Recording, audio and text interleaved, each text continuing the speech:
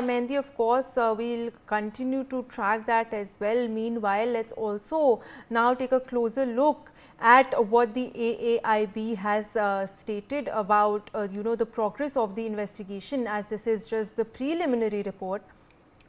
Here we see the AAIB going into the progress of the investigation. They've said that the wreckage site activities, including drone photography and videography, have been completed, and all of the wreckage of the aircraft crash has been moved to a secure area near the airport.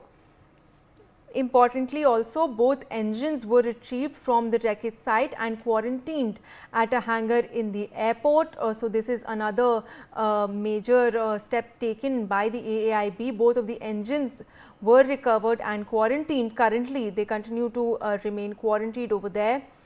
Components of interest for further examinations have been identified and quarantined.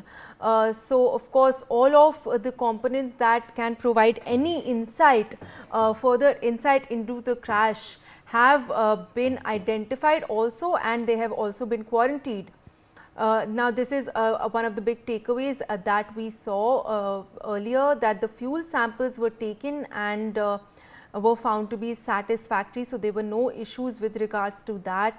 Now, also very limited amount of fuel samples could be retrieved from the APU filter, and the testing of these samples will be done at a suitable facility capable of carrying out the test with limited available quantity.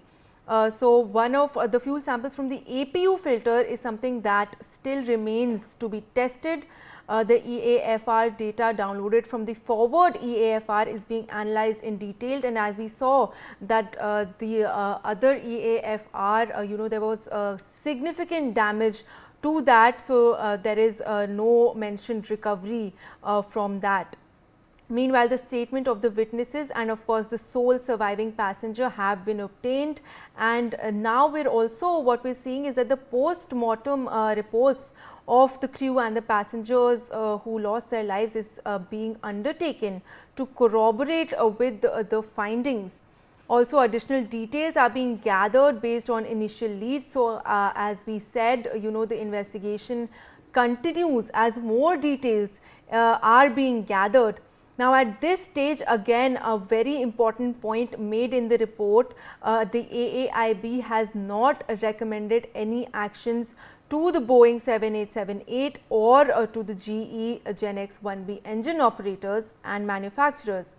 Now, the AAIB of course ends by saying that the investigation is continuing, and the investigation team will review and examine additional evidence, records and informations that is being sought from all of the stakeholders. So, of course, all of the stakeholders are still being asked for information, and as we saw that both Air India and Boeing have also stated that while they are collaborating with the investigators, there are no statements forthcoming, as this is still an active investigation.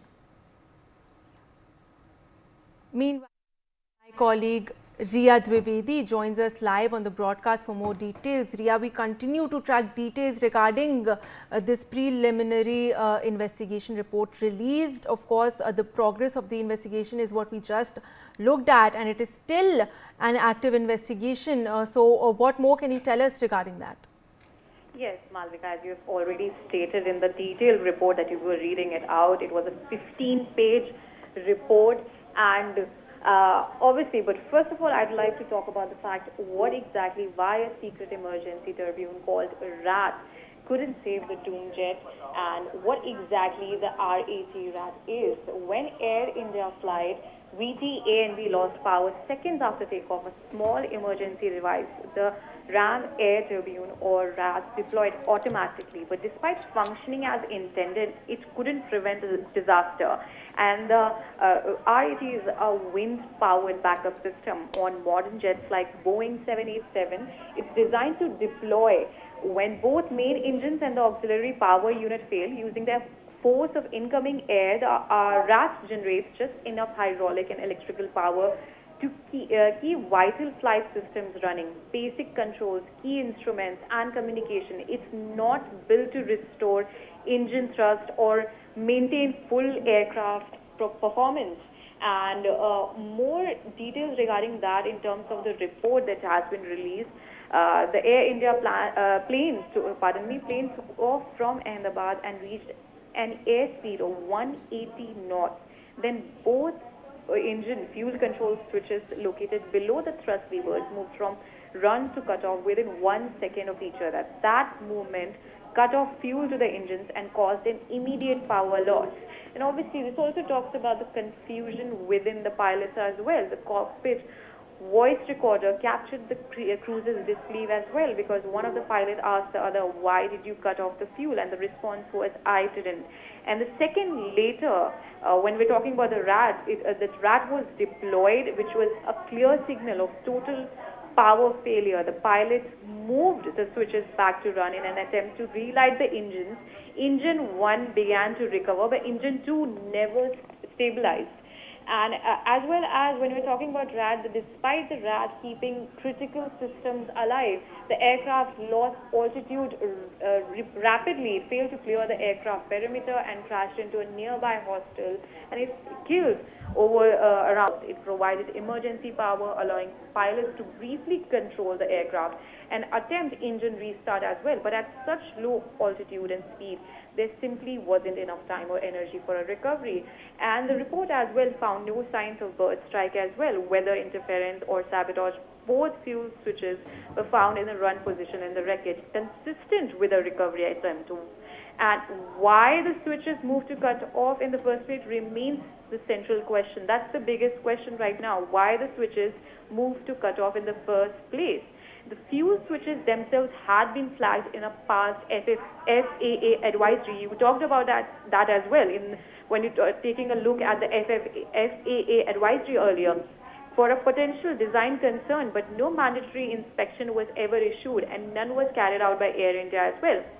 Investigators are now exploring whether a mechanical fault, design oversight, or inadvertent movement triggered the fatal chain of events as well. Obviously, there are several key questions that are arising amid after this report has been released. But one of the key things that when I was talking about RAT was the fact that even the secret emergency turbine couldn't save the jet. Back to you, Malvika. Well, Riya, thank you so much for those details. Meanwhile, of course, we still